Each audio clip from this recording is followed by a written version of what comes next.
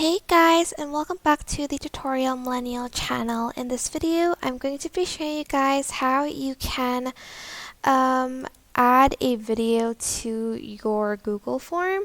So for instance, you want to have like the students sort of summarize a video, I guess. So I'm just going to name a test, and I'm just going to then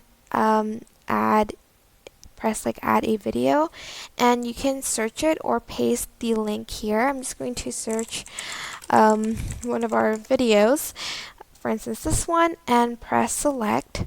Then I'm just going to name it summary, and maybe over here summarize this video, and instead of multiple choice it automatically goes to paragraph.